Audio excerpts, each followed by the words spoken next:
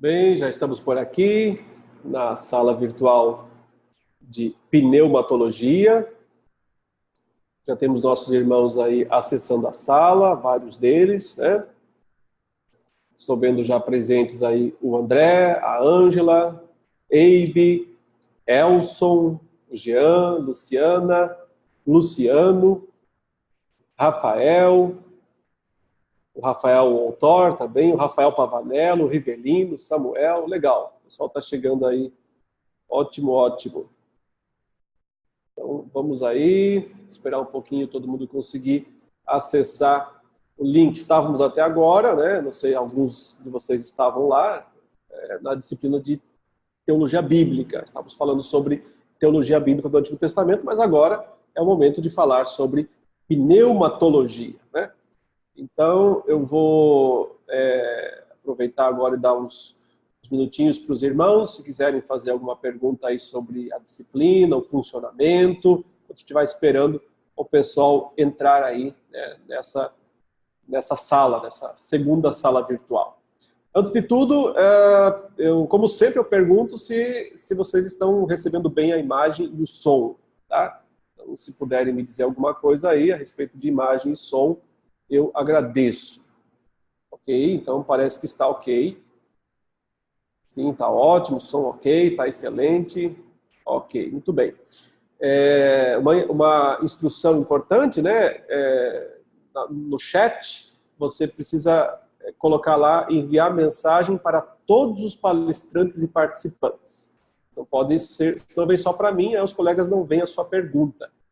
Para facilitar, então, sempre deve colocar aí para todos os participantes. Tá? É a maneira que a gente consegue melhorar essa comunicação. Tem alguma dúvida, alguma pergunta aí sobre as aulas? Deixa eu ver, só o pessoal dizendo boa noite, o som está ok. Deixa eu abrir aqui um pouquinho mais a minha janela para eu ver seus nomes completos. Não enxergo seus nomes completos. Então, o Rafael está dizendo que tem uma sugestão, o áudio das aulas gravadas estão muito baixo. É verdade, Rafael. Até eu avisei isso, né, dentro da sala, porque quando eu gravei essas aulas, eu estava num ambiente de muito barulho. E era aquela semana que eu tinha para gravar, então eu não tinha condição, eu tinha que fazer, tive que aproveitar. Só que eu estava numa região com muito carro, muita buzina, cachorro latindo lá fora, então eu tive que diminuir muito o volume do microfone para captar só o que eu estava falando. E isso acabou dificultando um pouco. Mas vocês conseguem escutá-las usando fone de ouvido, tá? Não vai ficar um som alto, né? Mas dá para ouvir bem se você usar um fone de ouvido. Eu sei que às vezes você quer escutar aula, às vezes, né, num outro ambiente, mais barulhento, inclusive, e aí vai ser um pouco mais difícil. Mas, na verdade, as aulas, elas são feitas para assistir concentrado mesmo, né? Em casa, ambiente silencioso, porque senão a gente acaba perdendo também algumas coisas, né? Então, mas, enfim, não é desculpa para isso, apenas é uma explicação da razão do áudio. Deixa eu ver aqui. Que mais? O Assis disse que está começando hoje. Bem-vindo, então, Assis. Luciano dando paz a todos. Caleb, antes das perguntas sobre o tema em si, eu gostaria de saber se o currículo dos temas TS, TB, TP, né, estamos já temática, bíblica e prática, se mudou algum curso. Se tiver mudado, ainda receberam um certificado quando terminar as 9 disciplinas? Então, o que mudou para este ano de 2018? Que nós temos um limite de disciplinas que a gente pode oferecer por mês, que são 2. A gente não tem condições de oferecer 3 disciplinas. E a razão é muito simples, é financeira. Como a gente, o valor de contribuição é baixo, né, é o valor de R$50, um mês de disciplina recebendo um livro. Então, os recursos são muito escassos para conseguir manter 3 disciplinas ao mesmo tempo. E aí algumas disciplinas acabam tendo menos alunos, e aí realmente elas acabam dando até prejuízo em termos de não suprir os custos da própria disciplina. Então, a gente consegue oferecer 2 por vez. O que significa isso? que todas vão ser oferecidas, mas pode ser que demore um pouco mais para a gente conseguir oferecer as 9 daquela área. Então, vocês vão ter duas opções. A minha ideia, assim, para vocês, é que vocês fossem fazendo todas que são oferecidas. Porque, em algum momento, você vai concluir as 9 de teologia sistemática, as 9 de teologia bíblica, as 9 de teologia pastoral, e também do próximo programa que vai começar agora, que é a apologética. Tá? E também tem algumas que valem para todas as áreas. Então, o que eu quero dizer é o seguinte, de um jeito ou de outro, todos vão conseguir terminar. É possível também substituir algumas matérias por outras. Então, eu quero concluir logo teologia bíblica, mas eu não quero esperar que só no ano que vem vai ser oferecida a matéria tal que eu preciso fazer. Você pode fazer de uma outra área e solicitar a inclusão no seu currículo, né, normalmente. A ideia do Instituto é ter flexibilidade, para que todos possam fazer as disciplinas sem muita regra, né? A nossa questão aqui não é assim um monte de regra, um monte de isso, assim, assado, assado. A ideia mais mesmo é ter um momento bom de aprendizado, todas as disciplinas tentando ser úteis, né? Mas com flexibilidade, para os alunos poderem ter também aí, não ser uma carga sobre o aluno, né? Nossa ideia aqui é que isso seja algo bom, algo prazeroso, não uma carga, tá? Mas qualquer dúvida sobre isso, escreve lá no nosso e-mail da secretaria que o pessoal vai atender vocês sempre.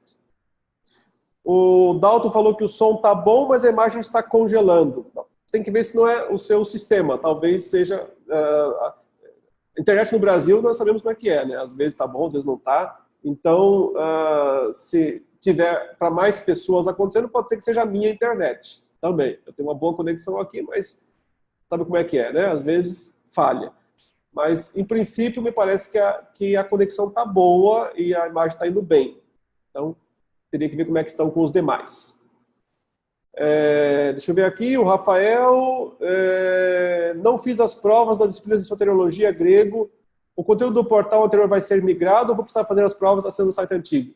Vai ter que fazer as provas acessando o site antigo. Não temos como migrá-los para cá. Nós vamos migrar depois as disciplinas para cá. Mas vocês não vão entrar nelas. Vão ser os novos alunos que vão entrar. Então nós vamos deixar lá no website antigo, né, as disciplinas, para que vocês possam acessar. Pode ficar tranquilo, pelo menos mais uns 4 ou 5 meses vai estar tudo lá. E depois vai sair do ar. Né? Depois, mais para frente, aquele site vai sair do ar e vai ficar só esse. Mas você pode ir com calma e fazer as provas, mas tem que fazer lá. Né? Não vai ser possível fazer aqui na nova plataforma só a disciplina pela primeira vez, aqui, nova, né? Nessa plataforma atual. O que mais de dúvida aqui? O Elson tem uma dúvida, enviei no fórum hoje, acredito que ainda que o senhor não teve tempo para respondê-la. De fato, ainda não. Se quiser, pode fazer a pergunta aqui e aí a gente já responde de uma vez. Bom, parece que para a maioria o vídeo e o áudio está bom, então pode ser que alguns estejam com problemas, né? Mas aí é a sua conexão, provavelmente.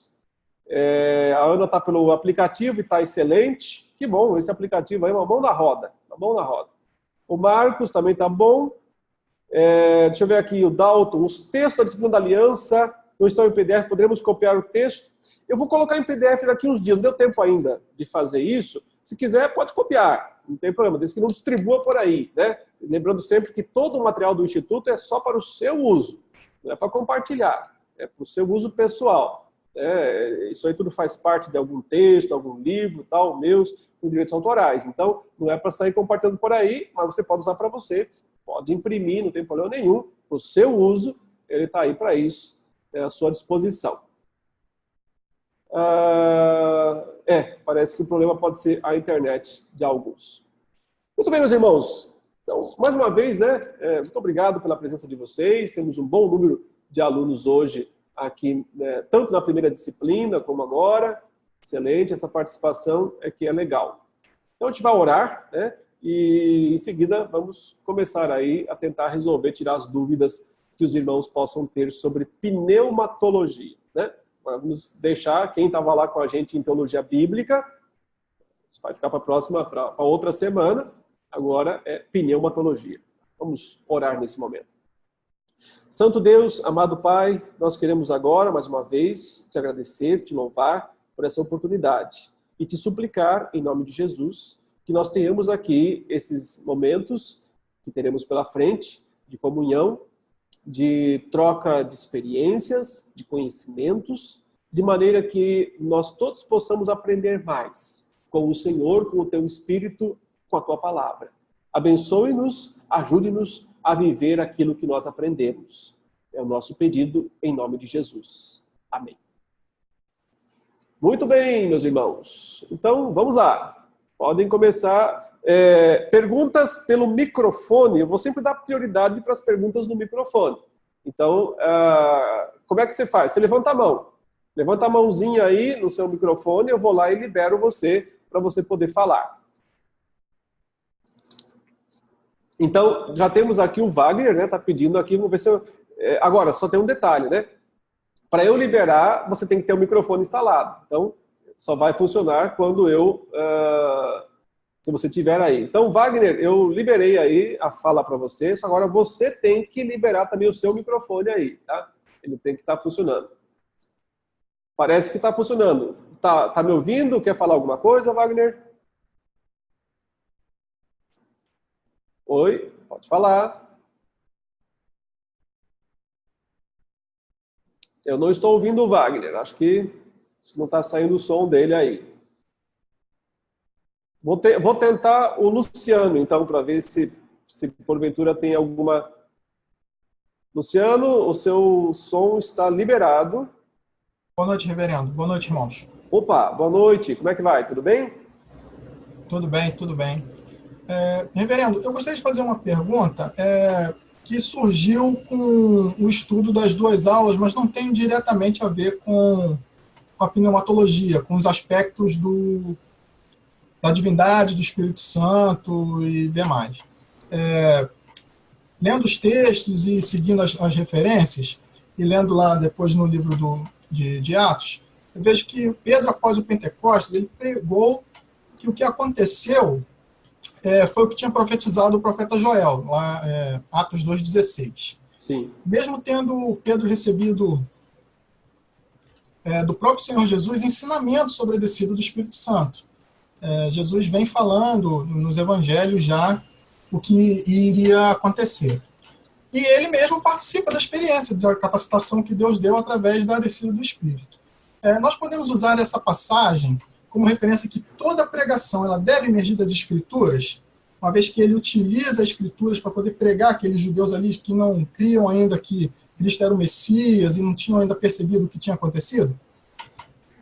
Sem dúvida, claro. Veja, Pedro, ele vai pregar aos judeus, mesmo tendo todas as suas experiências com Cristo, tudo que ele viu e tal, mas o que ele faz? Ele explica a palavra de Deus. É o John Stott, que fez um comentário do livro de Atos, muito bom, muito acessível, né? Se você quer um bom comentário do livro de Atos, esse é publicado pela ABU, que é o comentário do John Stott, a mensagem de Atos. E nesse, ele deu um tema para o sermão de Pedro. Ele disse que o tema do sermão de Pedro era isto é aquilo. Isto é aquilo. Ou seja, isto que aconteceu aqui nesses dias, a morte de Jesus, a ressurreição de Jesus, o derramamento do Espírito Santo, é aquilo que foi profetizado por Isaías, por Moisés, por Jeremias, Ezequiel, Joel. Então, tudo isto cumpriu aquilo. Então, veja, realmente a grande preocupação dos apóstolos, tanto de Pedro quanto de Paulo, na medida em que eles vão a anunciar o evangelho às pessoas, é sempre mostrar pelas Escrituras que Jesus é o Cristo. Então, se eles, que eram autores inspirados, que eram autores que andaram com Jesus, estavam ali explicando as Escrituras, que dirá nós, né? O que nós devíamos fazer? O que de melhor nós podemos fazer para as pessoas do que explicar as Escrituras? Lembrando que nós, né, diferente deles, não temos só o Antigo Testamento, nós temos o Novo também. né? O Antigo e o Novo Testamento. Então nós temos ainda mais recursos para poder apresentar às pessoas. Por isso, sim, é um bom exemplo, né, bíblico de que a função do cristão é expor as Escrituras. Tá bom, Luciano? Tá ok, pastor. Obrigado. Beleza, eu que agradeço, meu irmão. Fique com Deus. Amém. Nós temos agora aqui o Wagner. Acho que eu tô ouvindo você, Wagner. Pode falar alguma coisa? Não, não está saindo. Deve estar liberado aí a sua fala. Eu vou deixar aberto. Se você conseguir falar, você fala aí que a gente te ouve, tá bom? Foi só um teste, o Wagner falou aqui. Então, tá bom. Então, sem problema. Vamos lá. Tem perguntas aqui já, né? Cadê? No fórum. Aqui, tem uma pergunta do Pedro Vação. Lembrando que se alguém quiser perguntar por microfone, é só levantar a mãozinha aí que você tem prioridade. Eu vou lá e libero o seu microfone para você falar e fazer a pergunta ao vivo. Tá? Se não, vamos respondendo as perguntas escritas aqui no nosso fórum. A próxima pergunta, então, é do Pedro Vação. Ele diz, tenho uma dúvida. Se todos os crentes do Antigo Testamento tinham o Espírito Santo, por que Cristo pregou para algumas almas após a morte? Nossa, que pergunta que você faz aqui, Pedro. Você quer passar o resto da noite só falando sobre isso, pelo jeito, né? Muito bem. Bom, na verdade, o texto bíblico não diz que Jesus pregou para almas depois da morte, né? Normalmente as pessoas ficam com isso na cabeça por causa daquele texto, né, de 1 Pedro, capítulo 3, verso 18. Se você quiser, você pode até abrir aí. Eu vou até colocar aqui na tela. Deixa eu colocar aqui, compartilhar a tela.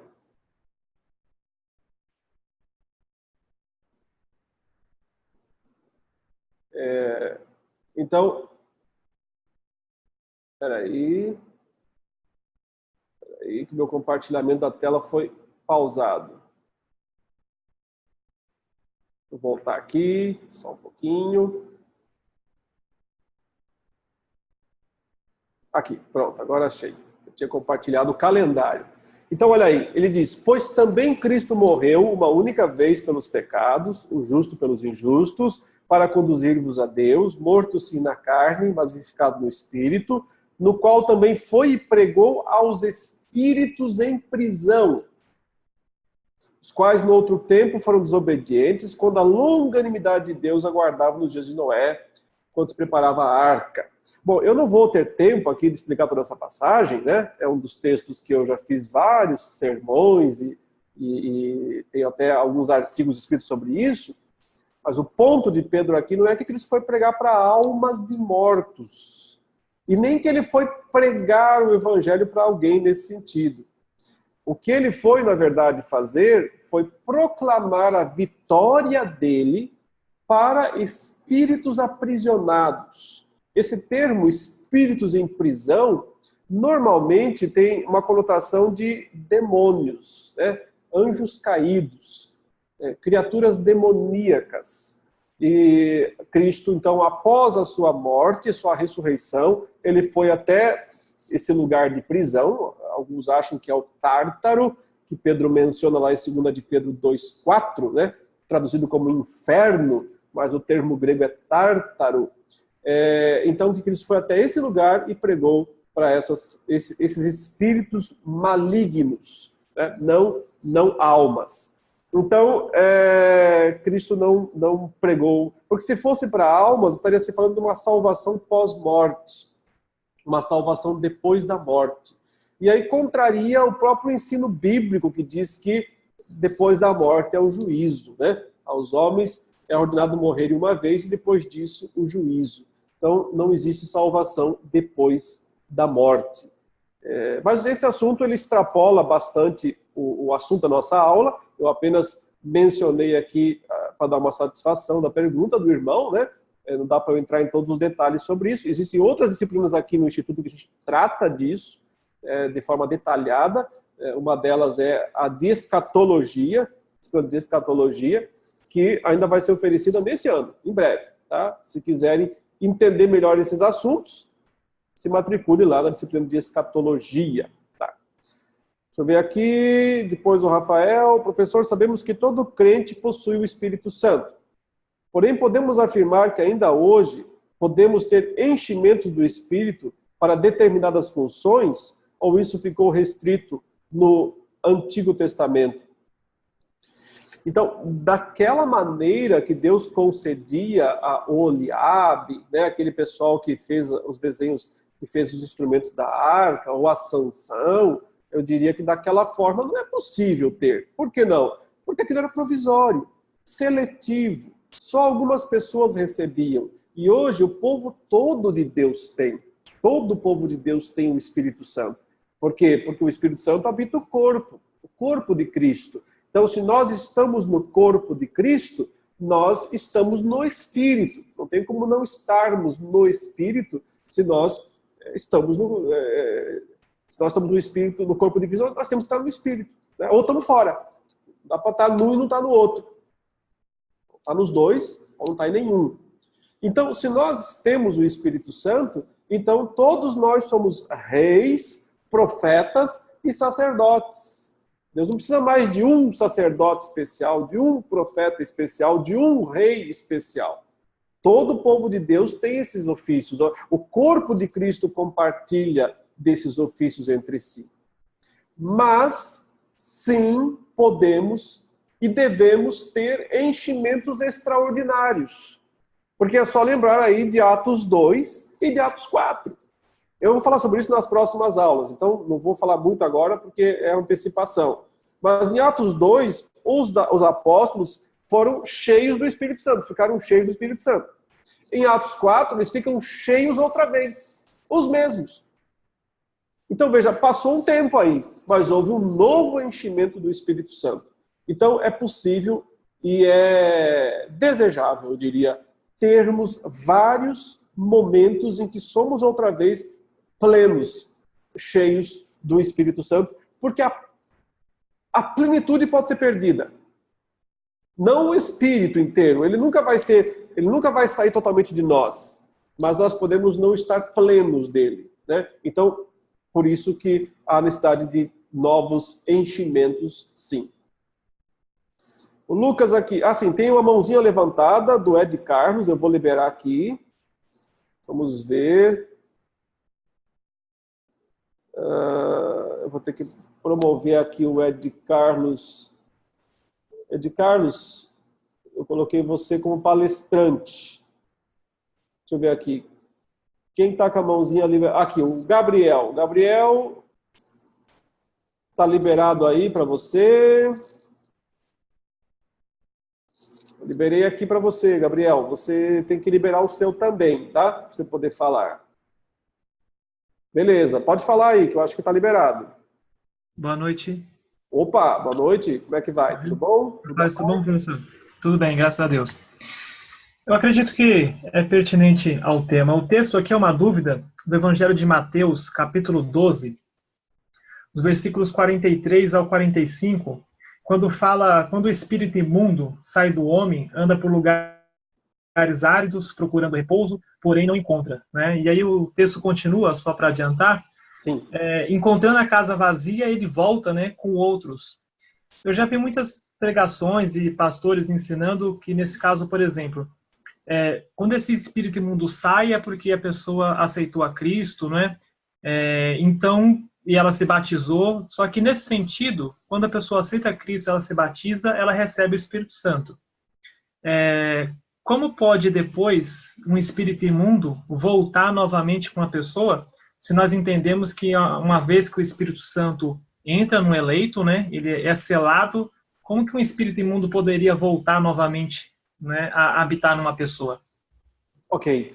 Bom, eu entendo, Gabriel, que esse texto não está falando de crentes do Novo Testamento que vivem depois do Pentecostes. Jesus está falando de pessoas, está falando com os judeus, com os fariseus daquele período.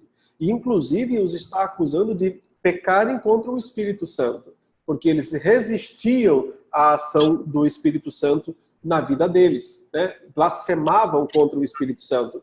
Então, o que eu entendo que Jesus está, com essa passagem, com essa expressão, né, ele está dizendo, é que quando acontece um exorcismo, um mero exorcismo, porque os judeus eram exorcistas, faziam exorcismo. Jesus estava expulsando demônios também, fazendo exorcismos. Não quer dizer, exorcismo não é sinônimo de conversão. Jesus podia expulsar o demônio de alguém, mas não quer dizer que a pessoa estava convertida por causa disso. Apenas o demônio foi embora, saiu. Mas aí que está o ponto. O que ele quer dizer é, o demônio saiu e deixou a casa vazia. Então a casa não foi preenchida, não teve um novo habitante, não teve um novo morador ali, que é o Espírito Santo. Esse é o ponto que o texto está enfatizando. Ao contrário de dizer que alguém se converte e depois volta a ser processo. Não, é impossível isso. Porque se o Espírito Santo veio habitar em nós, ele é o selo, ele é o penhor. Não tem como tirar esse selo, não tem como invalidar esse penhor do Espírito Santo. Porque quem deu o selo e quem pôs o penhor foi o próprio Deus. Ele não pode perder o seu penhor, ele não pode perder o seu selo. Uma vez que Deus colocou isso, nunca mais essa vida ficará vazia. Nunca mais ela poderá ser ocupada por um espírito maligno. Então esse texto não está falando de crente, de cristão. Está falando da situação dos fariseus e de muitas pessoas naqueles dias que Jesus expulsava demônio delas, mas isso não significava que elas iam mudar de vida, a menos que de fato elas fossem habitadas pelo Espírito de Deus. Então o texto não menciona que elas foram habitadas pelo Espírito de Deus, aí o Espírito saiu, aí veio o maligno de volta. Nada disso. Então essa interpretação, que o irmão já ouviu por aí, ela não faz justiça ao texto. Ela não é uma boa explicação do texto bíblico. Tá bom? Ok, muito obrigado. Eu tinha chegado mais ou menos a essa conclusão, mas... É bom confirmar, né? É bom, muito obrigado. Não, de nada, imagina. Deus abençoe. Vamos lá, quem mais? Opa, tem mais uma mãozinha levantada aqui, o Paulo Costa. Vou tentar liberar aqui o Paulo para falar. Paulo, sua mãozinha está liberada. Deixa eu só ver quando é que o seu microfoninho vai ficar aqui aparecendo bonitinho. Você pode clicar aí. Opa, apareceu. Pode falar, Paulo.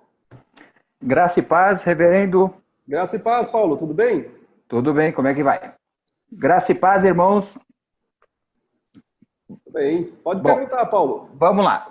Eu vou fazer rapidamente aqui uma pergunta sobre a primeira aula e uma sobre a segunda aula. Tá bom? Vamos aproveitar um momento rapidamente. Bom, sobre a primeira aula, nós vemos aqui um destaque para a pessoa do Espírito Santo, né? Onde o pastor destaca, né, o fato do Espírito Santo também ser uma das pessoas, e sendo uma pessoa, nós temos todo um relacionamento com o Espírito Santo, assim como nós temos com Jesus e temos com o Deus Pai. O que a gente vê normalmente nas nossas orações, nós não temos esse relacionamento tão específico com o próprio Espírito Santo. A minha pergunta é, o nosso clamor é sempre em nome de Jesus, né, a Deus Pai. Clamamos pelo Espírito Santo ao Pai para que ele possa, que o seu Santo Espírito possa nos ensinar, né, interceder por nós, assim, fazer toda a obra que o Espírito Santo tem como função fazer no crente. Mas nós não muitas vezes nos direcionamos diretamente a ele. Seria correto que nós pudéssemos nos relacionar também com o Espírito Santo como uma pessoa que ele é, diretamente a ele, pedindo a ele que ele possa nos ensinar, que ele possa, por exemplo, ele dá os dons de acordo com o que lhe apraz, que nós possamos pedir ao Espírito Santo que ele possa nos dar dons, por exemplo. Ok, entendi a sua pergunta. Sim, se ele é uma pessoa, existe um relacionamento pessoal com ele, né? Normal. Sim. A questão apenas é que na Bíblia, as orações, 99%, elas são feitas ao Pai. Em nome do Filho, com a intercessão do Espírito Santo. Então, nós não somos ensinados na Escritura a nos dirigirmos diretamente nem ao Filho e nem ao Espírito Santo. Porque, na verdade, aí é a questão da economia da Trindade, né? Na economia da Trindade, o Pai é aquele que toma as decisões, o Filho tem a sua participação, o Espírito tem a sua participação, cada um fazendo o que lhe é próprio. Então, não é muito normal na Escritura, não é muito corriqueiro na Escritura, nós nos dirigirmos a Ele em oração, né? Raríssimas vezes você vai ver, né, alguém falando assim diretamente com o Filho ou diretamente com o Espírito Santo. Então, o meu ponto apenas para dizer é que, geralmente, as orações deveriam ser feitas ao Pai, em nome do Filho, contando com a intercessão do Espírito Santo. Mas não tem problema em falar com o Filho também. E não tem problema em falar com o Espírito Santo também. Apenas, vou dizer, aquilo que é a regra geral. A regra geral é falar com o Pai.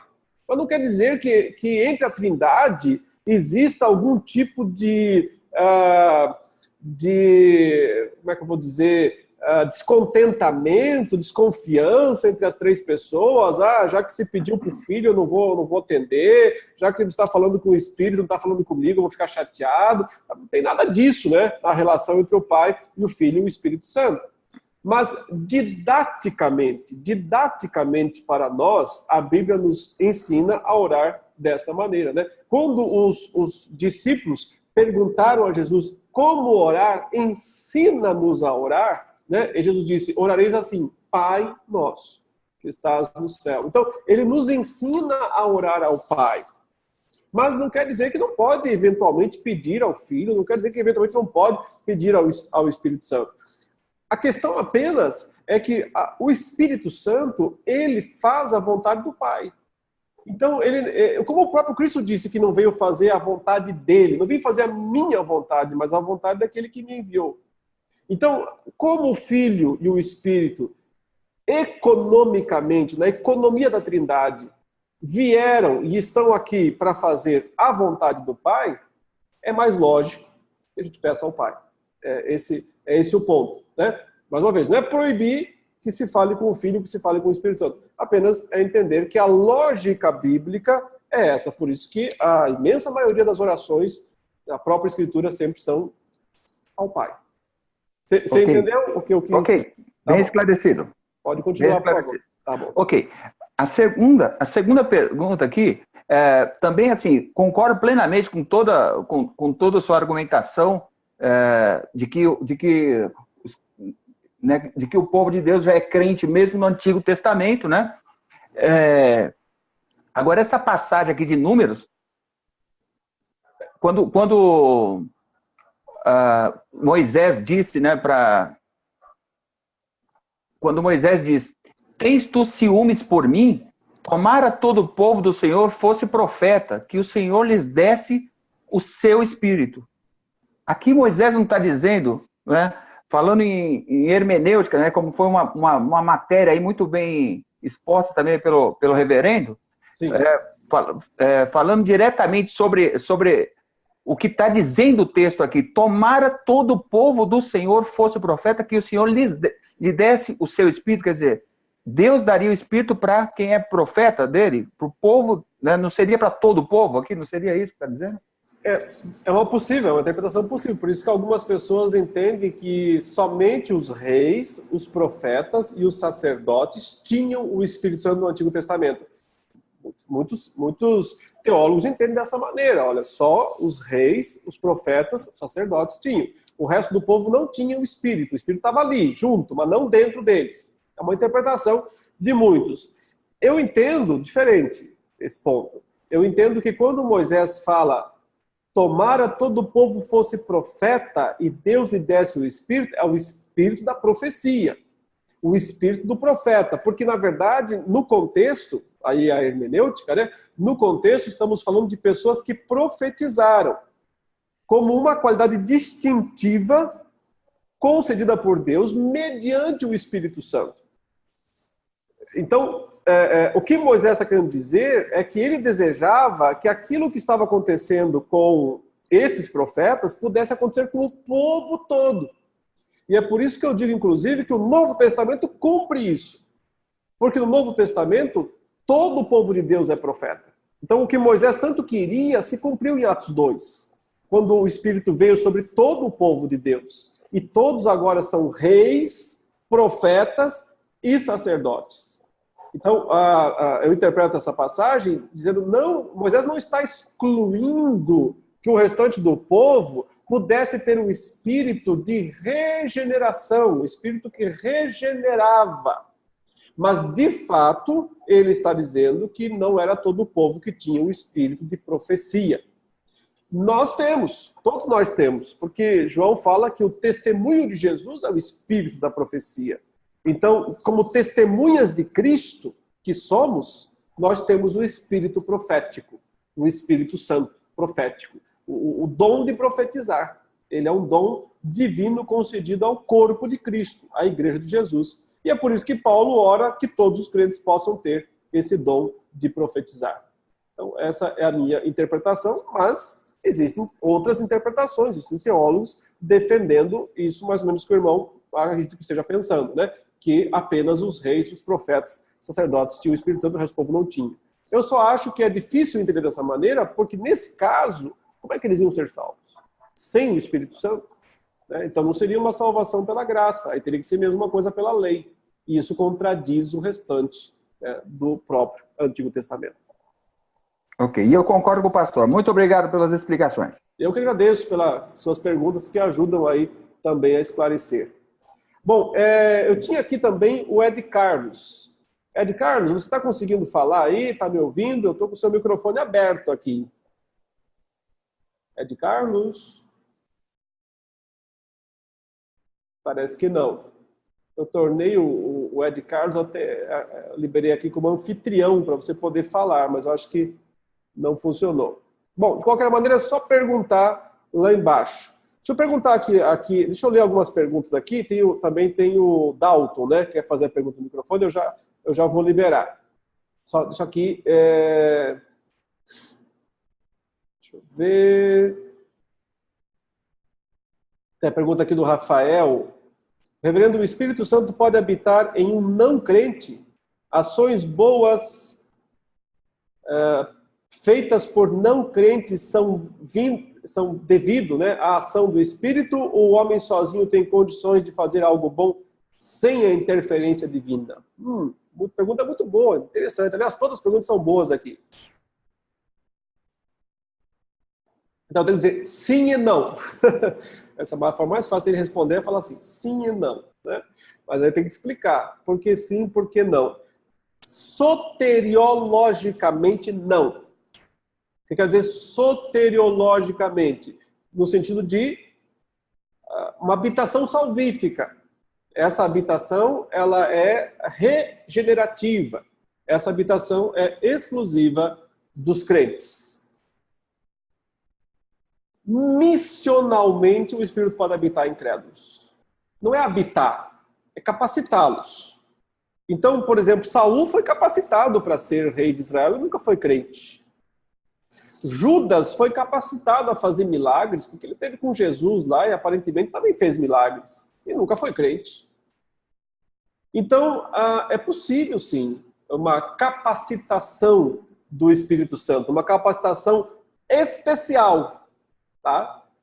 Como também é possível uma capacitação comum. Eu tenho que dizer, agora virando a página e deixando de falar de graça especial, para começar a falar de graça comum, eu tenho que dizer que todos os dons que Deus concede aos homens, a capacidade de construir naves espaciais, a capacidade de tocar instrumentos, de fazer cálculos tremendos, de fazer...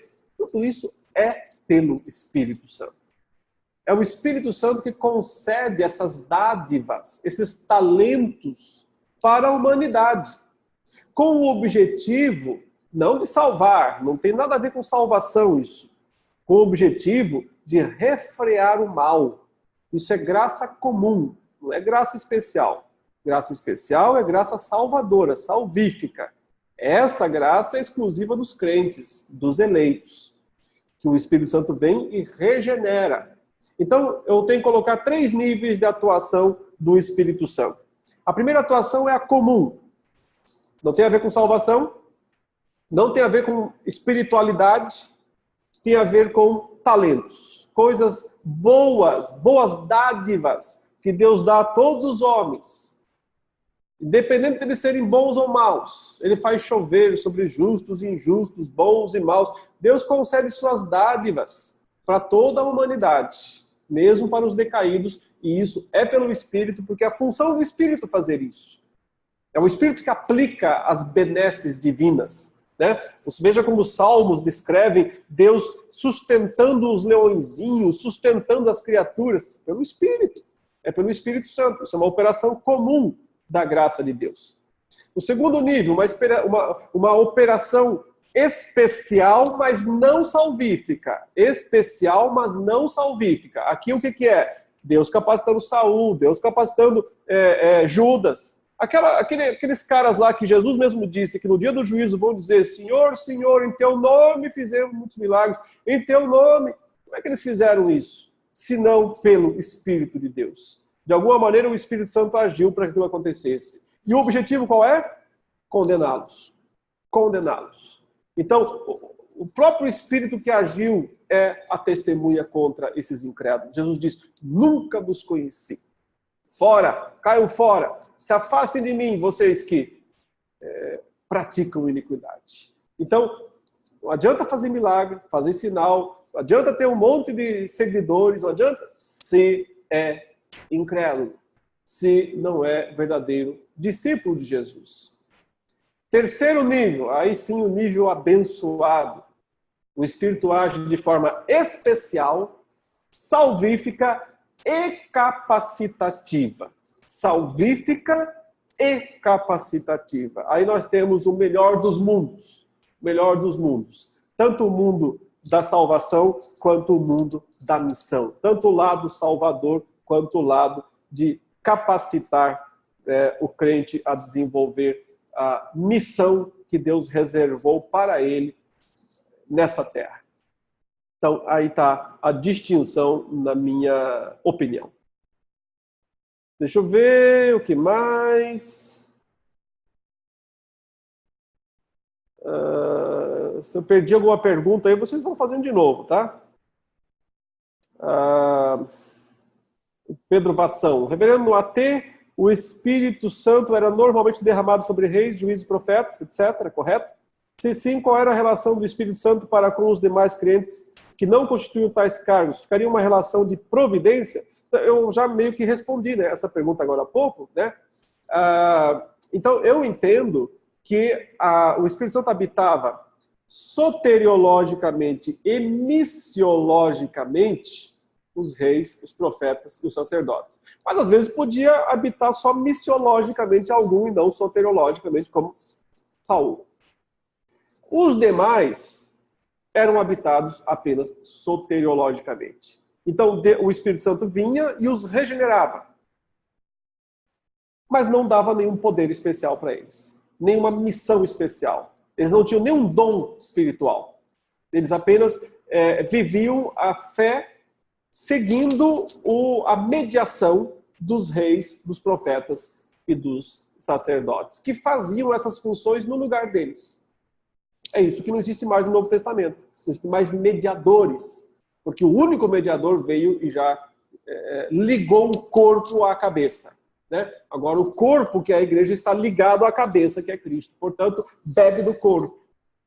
Recebe a seiva da videira, né? Ou da oliveira. São todas figuras que o Novo Testamento usa para falar da relação orgânica que há entre igreja como corpo e Cristo como mantenedor. Né? Cristo como cabeça deste corpo, que sustenta, que governa, que dirige, que protege a igreja dessa maneira, que capacita a igreja dessa maneira. No Novo Testamento, todos os crentes são, o terceiro nível que eu disse agora há pouco aí, todos os crentes são soteriologicamente habitados pelo Espírito, missiologicamente capacitados pelo Espírito a fazer alguma função no corpo. no corpo de Cristo. Mas no Antigo Testamento, não.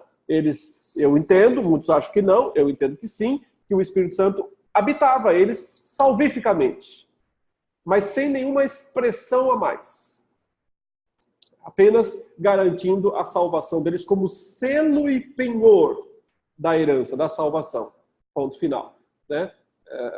Fora isso, só os reis, os profetas, os sacerdotes que tinham essa habitação missiológica. Eu estou fazendo uma diferenciação, espero que você possa entender, né, entre habitação soteriológica, que é a habitação para a salvação, soteriologia, né, doutrina da salvação, uma das disciplinas aqui do Instituto, quem não fez vai fazer mais para frente, não se preocupe.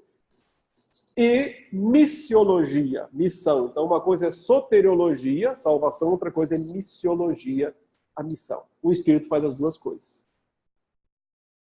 Vamos lá. Aqui, quem mais?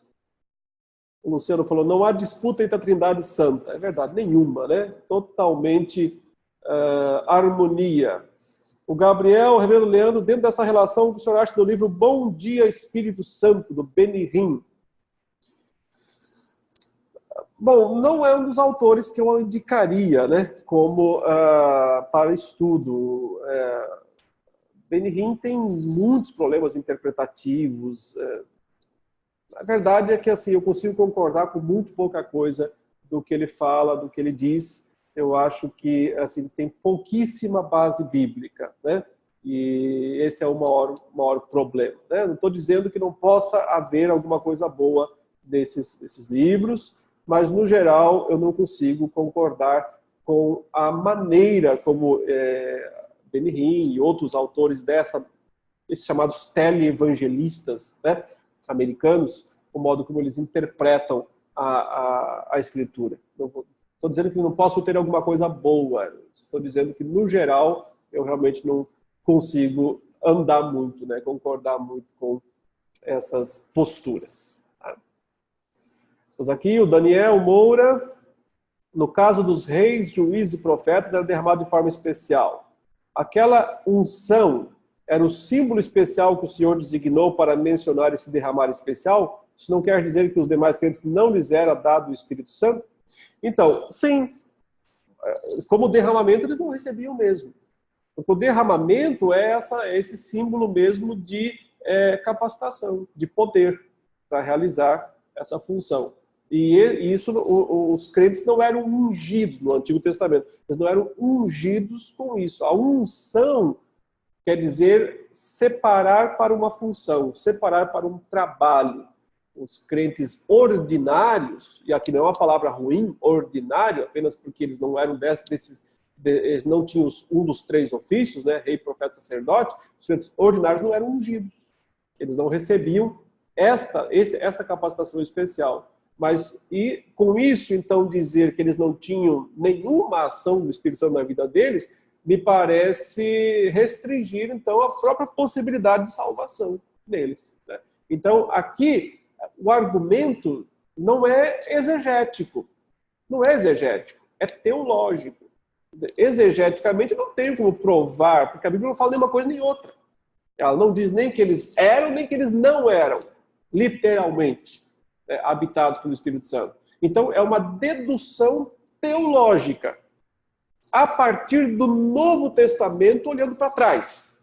Então, você vai ao Novo Testamento, entende o Novo Testamento, e aí você vira e olha o Antigo Testamento. E aí você começa a entender um pouco lá. Se eu entendo que o Novo Testamento mostra que sem o Espírito Santo não tem salvação, que eu não posso fazer parte da comunidade se o Espírito Santo não me colocou nela, então, se eu pensar na comunidade de Israel, de quem era a função, de quem era o papel colocar o israelita lá? O Espírito Santo. Então, alguma coisa o Espírito Santo tinha que agir nessas pessoas para salvá-las. Não para capacitá-las, mas para salvá-las, ele tinha que ter alguma função aí. Né? Então, eu não tenho dificuldades teológicas em dizer que todos os crentes do Antigo Testamento tinham algum tipo de habitação do Espírito Santo. Mas é verdade, eu tenho que distinguir que os reis, os profetas e os sacerdotes tinham habitação especial, praticamente igual a que tem todos os crentes do Novo Testamento. O que mais aqui? O Ale. Bom, tem uma mãozinha aqui. Deixa eu ver se eu libero o Dalton aqui para falar. Dalton, eu ativei o seu microfone. Agora você tem que ativar aí também. E aí você pode fazer a sua pergunta no microfone. Se você quiser, você pode ativar aí, Dalton. Quando você ativar, pode perguntar. Enquanto isso, eu vou lendo aqui a pergunta do Alê. Pastor, pode-se dizer que a transubstanciação se aplica à manifestação do Espírito Santo? Não creio que essa doutrina católica utilize o Espírito Santo como base, né? A transubstanciação é uma doutrina que sustenta um milagre. Ela diz que acontece um milagre místico, misterioso. Opa, o Dalton apareceu aí. Então, já deixa você falar, tá, Dalton? Então, acho que não tem uma relação direta, a não ser que eu não entendi a sua pergunta, tá? Se quiser explicar melhor aí, você pode explicar. Dalton, pode falar. Tá me ouvindo aí, reverendo? Em alto e bom som. A minha dúvida é o seguinte, sabendo que a conversão de uma pessoa é a obra do Espírito Santo, então como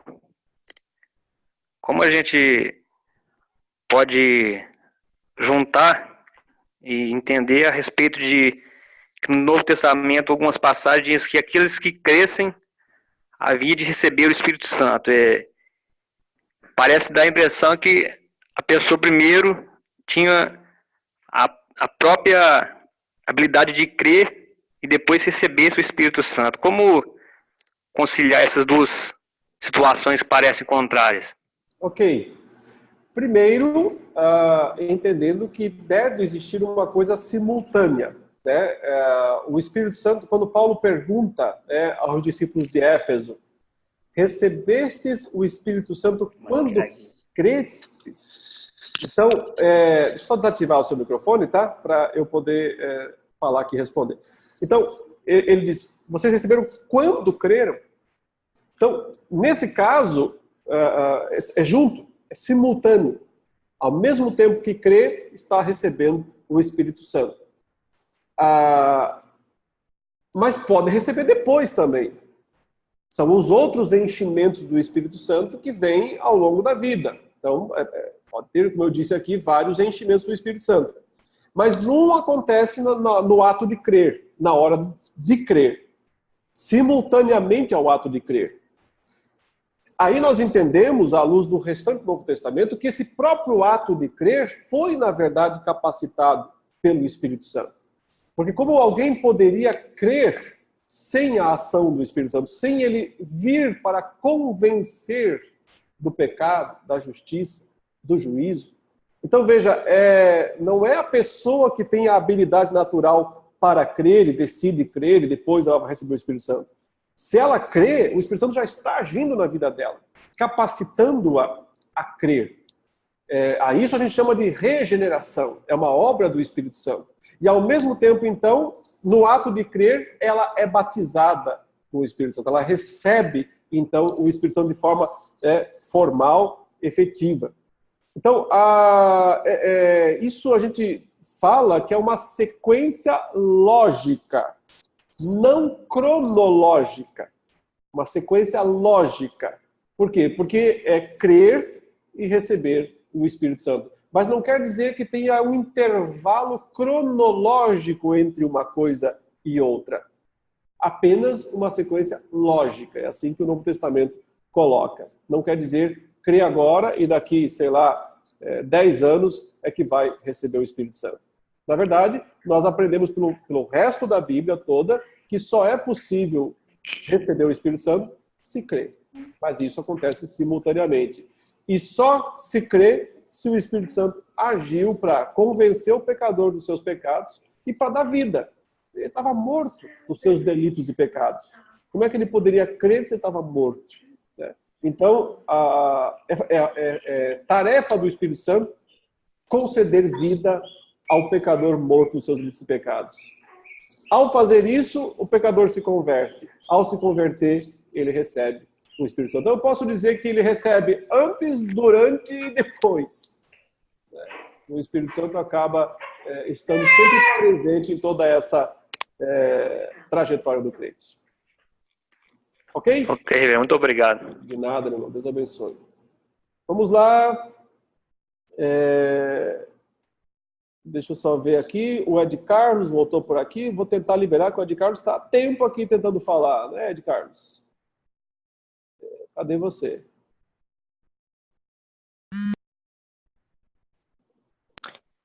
Boa noite, pastor. Opa, boa noite, tudo bem? Como é que tá o senhor? Tá bem? Graças a Deus. Eu gostaria de dizer ao pastor que eu estou muito feliz de estar participando deste curso e sou grato pela vida do pastor. Eu tenho uma pergunta, pastor. Eu gostaria que o pastor falasse um pouco sobre o Espírito Santo como executor da obra divina, se é que mais ou menos eu entendi lendo o texto, e também vi o vídeo, e o pastor falou com o Espírito Santo como executor da obra. Eu queria entender melhor isso. Legal, ótimo. Excelente pergunta. Eu vou só silenciar aqui o seu microfone para eu poder responder tranquilamente. Então, quando a gente fala sobre quem faz o que na Trindade, a gente diz que o Pai é o mentor, o Filho é o mediador e o Espírito é o aplicador. Aí por isso que eu usei o termo também executador, né? Então, por exemplo, o Pai, falando em termos de salvação, né? O Pai escolheu, lá, 1 Pedro 2:1, 1:2, 1 Pedro 1:2, eleito segundo a presciência de Deus Pai. Então, o Pai escolheu, ele é o mentor da salvação, ele escolheu aqueles que deviam ser salvos. O Filho fez a tarefa necessária para salvar aqueles que o Pai escolheu. Pelo seu sangue, a redenção dos pecados, né? Então, ele morre na cruz como mediador da Trindade, como aquele que possibilita que o plano de Deus de salvar o pecador seja cumprido. O que faz o Espírito Santo? Aplica isso nos eleitos. Aplica isso individualmente. Por isso que eu disse, ele vai executar essa salvação que o Pai planejou, que o Filho conquistou, né? O Espírito vai lá aplicar, executar. Então, o Espírito na Trindade, ele é o responsável por ir lá e agir diretamente na criação de Deus. Tanto é que é ele que vem habitar em nós. De certa forma, não é tecnicamente o Pai, nem tecnicamente o Filho. Tecnicamente o Pai está no céu, o Filho está no céu. É o Gordon Fee, que é um teólogo pentecostal, inclusive, um bom teólogo. O Gordon Fee, ele fala da geografia da Trindade. Acho que é o único cara que eu ouvi falar essa expressão. Geografia da Trindade. O que é a geografia da Trindade? Ele fala que é o Pai e o Filho estão no céu, mas o Espírito está aqui, na terra. Então, por isso que a Bíblia nunca fala do Espírito como estando no céu. No Novo Testamento, ele está aqui na terra. Ele está representado no céu só em Apocalipse, né? Na figura do candelabro. Mas a presença dele é na igreja, ele está na terra, porque ele já foi enviado, ele já foi mandado no Pentecostes, e ele está aqui e vai ficar aqui até a consumação dos séculos. Ele estando, o Pai está e o Filho está também. Por quê? Porque ele traz a presença de Cristo, traz a presença do Pai para habitar nos crentes. Mas, tecnicamente, é ele, o Espírito Santo, que está aqui habitando em nós. Então, é ele que executa tudo aquilo que o Pai planejou, tudo aquilo que o Filho realizou, né? Completou, consumou. O Espírito aplica, executa isso em nossas vidas. Então, esse é o sentido de execução. Tá ok, meu irmão? Tá ok, pastor. Muito obrigado, viu? Eu agradeço, tá? Boa pergunta. Deus abençoa. Amém. Deixa eu ver, tem, eu acho que mais alguém com a mãozinha levantada aqui, ou será que não? O Ale está com a mãozinha levantada, eu liberei aqui seu microfone, Ale. Pode perguntar então, tá ouvindo? Estou ouvindo, pastor. Boa noite, tudo bem? Boa noite, tudo bem. Eu participei da aula anterior e me interessei por essa como que é? Esqueci o nome. Pneumatologia. Exatamente. E falando, se referindo ao Espírito Santo, né? Porque pneuma é espírito em grego. Então, exato. Pneumatologia é o estudo do Espírito Santo. Exatamente. Então, se referindo ao Espírito Santo, que em Atos fala a descida dele, né? Onde Pedro pregando, houve ali a conversão de mais de 3.000 pessoas. E as pessoas foram batizadas, né? Pelo Espírito lá, com labaredas de fogo sobre a cabeça deles. E eles começaram a falar em línguas nativas deles, onde o que estavam ao redor falava assim, como é que pode? Eles há tanto tempo e a gente que é daqui, eles estão falando a nossa língua nativa. E nas igrejas hoje, as pessoas incitam, né, o batismo do Espírito Santo em línguas estranhas, que é a língua dos anjos. E muitas vezes não edifica, porque a gente não sabe o que a pessoa está falando. E ainda vem entregar profecia, essas coisas todas. E eu entendo que o batismo do Espírito Santo seria a língua estrangeira, inglês, francês, um dinamarquês. É isso mesmo? É a minha linha de raciocínio? Ou tem também essa línguas estranhas de anjos e as pessoas às vezes nem traduzem, simplesmente saem falando? Tá. Então, Ale, essa pergunta eu não vou conseguir responder hoje, já estamos aí no finalzinho da aula, mas não se preocupe, nós temos 2 aulas ainda só para falar sobre isso. Acho que você não está matriculado na disciplina, por isso que está perguntando, inclusive, né? A gente tem 2 aulas específicas ainda para falar sobre os dons do Espírito Santo.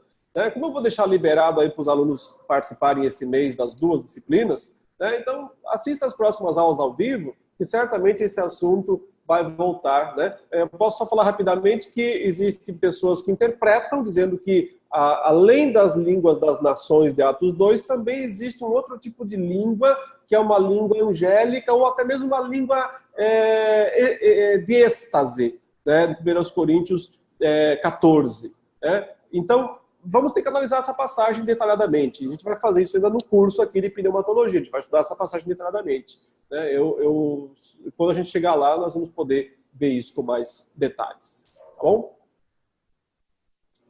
Tudo bem. Deixa eu tentar responder mais alguma perguntinha aqui dos irmãos que perguntaram. Tentar fazer mais rápido aqui, porque o nosso tempo já está chegando ao fim. Então, o Jean falou aqui, vendo os textos do PDF da aula 1, mostra o Espírito Santo tendo um diálogo com os apóstolos e discípulos. Podemos saber como seria esse diálogo? O exemplo ele apareceu, os discípulos escutavam uma voz. Realmente não dá para saber, Jean, porque o texto não diz como foi. Então, talvez foi através de um profeta lá que falou, como Ágabo, né, que trouxe profecias daquela maneira. Não tem explicação no texto, nós não temos como dizer o modo como ele falou. Só podemos dizer que ele falou, mas como, infelizmente, não tem como saber. O Lucas, pastor, pode falar a respeito da regeneração do Antigo Testamento? Bom, acho que eu já falei, essa pergunta deve ser feita depois, né?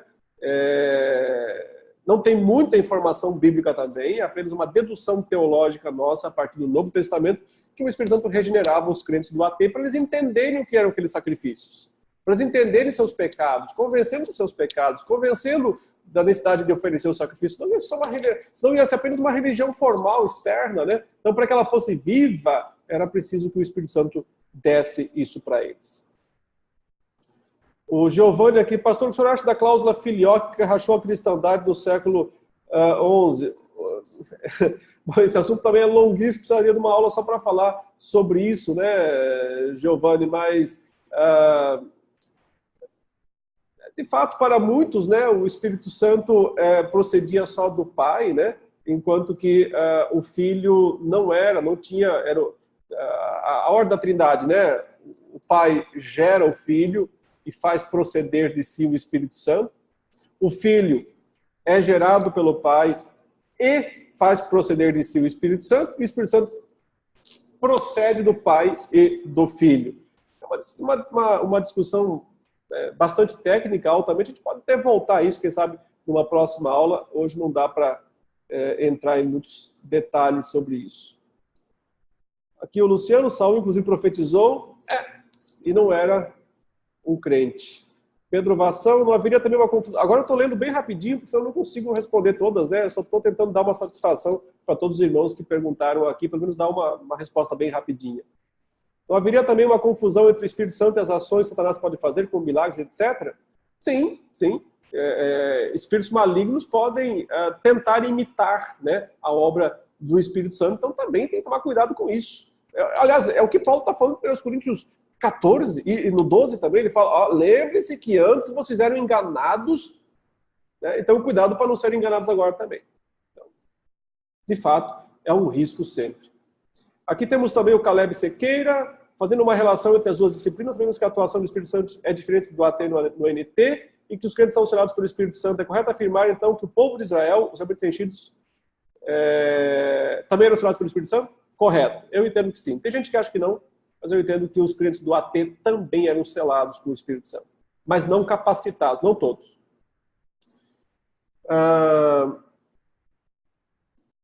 Ok, já tinha respondido isso, ele mesmo notou. Deixa eu ver aqui. O Dalton tem que trabalhar. Vai lá, Dalton, trabalhe. Alguém tem que trabalhar nessa sala. Tem um pessoal que não gostou muito do livro, né, do Bom Dia Espírito Santo. Deixa eu ver se eu esqueci de responder alguma aqui. A Ronielia, desculpe ter atrasado na aula, confundi, porque aqui não temos hora de verão. Que pena. Mas dá para assistir a gravação depois, tá? Não se preocupe que vai ficar a gravação, pode assistir todas. Talvez eu tenha pedido as instruções iniciais, não consigo visualizar as perguntas que o senhor está respondendo. Como faço? Você tem que clicar aí em bate-papo, tá? Bate-papo, você consegue acessar as perguntas que os irmãos estão fazendo. E quando a irmã mandar a pergunta para cá, tem que mandar para todos os palestrantes, não só para o principal. Muito bem, meus irmãos. Tem um monte de pergunta aqui ainda, eu acho que eu não vou conseguir responder todos. A pergunta do Rafael aqui, será que o Espírito irá habitar conosco e em nós para sempre, até mesmo após a glorificação? Bom, eu acho que nesse caso, aí a geografia da Trindade muda. Aqui usando a figura do Gordon Fee, né, como eu disse. Porque aí nós não teremos mais o Filho e o Pai lá no céu e o Espírito aqui na Terra. Aí nós teremos o Pai, o Filho e o Espírito Santo conosco, aqui na Terra. Então, essa é a mudança lá na frente, no novo céu e na nova terra. Tá? Escatologia é um lugar para estudar melhor esse assunto. Bom, pessoal, eu quero agradecer a presença de todos vocês. Nosso horário aqui já deu, né? Foi legal, eu acho, a nossa primeira experiência aqui nessa nova plataforma. E eu creio que ela está atendendo bem as nossas necessidades. Todo mundo está conseguindo fazer pergunta pelo microfone, pelo bate-papo, e isso tem sido bem interessante. Obrigado, porque sem a participação de vocês, não tem sentido, né? Nossa disciplina não funciona. Tem vários irmãos falando que está bem melhor, de fato, né? O nosso sistema antigo travava muito, era bem complicado. Esse aqui, graças a Deus, está indo muito bem. Mas às vezes dá uns probleminhas, né? Então, esse curso aqui é cobaia. Nós estamos aprendendo ainda a mexer com essa nova plataforma. Tem muitos recursos que a gente nem sabe ainda. Então, aos pouquinhos, nós vamos aprendendo a lidar melhor com essa nova plataforma, com todos os recursos dela, né? E eu quero aproveitar vocês para dizer, assim, incentivá-los a continuarem estudando, né? Convidarem os seus amigos, porque assim, a nossa proposta do Instituto é custo baixo para ter bastante aluno. Mas se a gente não tiver muito aluno, não tem como manter, né, o Instituto. Então, eu quero convidá-los, desafiá-los a sempre estar trazendo novos alunos para poder fazer as disciplinas aqui do Instituto. Tá bom? A Ângela está falando um pouco perdida na plataforma, é normal até aprender, estava acostumada com a outra, né, faz várias disciplinas lá, né, Ângela, e agora... Mas daqui a pouquinho já está lidando com essa aqui também. E qualquer dúvida, manda e-mail lá para a nossa secretaria, que o pessoal vai sempre responder e atender vocês. Tá bom? Vamos orar para encerrarmos agora essa aula ao vivo. Senhor Deus, muito obrigado por esse momento, essa oportunidade que nós já tivemos de meditar, de falar das coisas do Senhor aqui. Eu sei que há muitas perguntas, sempre, algumas nunca serão plenamente respondidas, porque nós não temos respostas para tudo. Mas nós cremos naquilo que o Senhor revelou e que é suficiente para a nossa salvação e para a nossa vida cristã. Abençoe-nos e capacite-nos a cada dia a vivermos para a Tua glória. É isso que nós mais queremos e desejamos. Em nome de Jesus. Amém. Muito obrigado, meus irmãos. Deus os abençoe ricamente. E fiquem atentos ao nosso calendário, tá? E vamos em frente, tá? Estou sempre à disposição nos fóruns. Nos procurem lá sempre que precisarem. Deus abençoe a todos. Com um grande prazer.